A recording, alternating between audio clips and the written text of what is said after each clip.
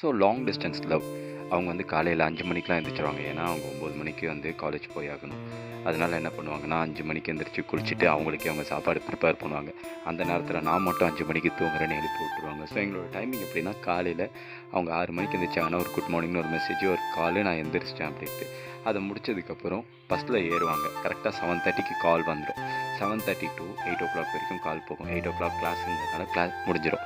அதுக்கப்புறம் மதியம் ஒரு மணிக்கு கால் பண்ணுவாங்க. சாப்பிட்டியா, என்ன பண்ணுற, என்ன ஏது பண்ணுற, அவ்வளோதான்.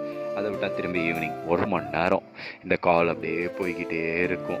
அதுக்கப்புறம் நான் வீட்டுக்கு பக்கத்தில் வந்துட்டேன். கால் பண்ணாத, மெசேஜ் பண்ணு, அதுவும் வாட்ஸ்அப் கால் மட்டும் பண்ணு. வாட்ஸ்அப்பில் கூட கால் பண்ணாத, மெசேஜ் பண்ணு, ரிப்ளை பண்ணால் மட்டும் கால் பண்ணு.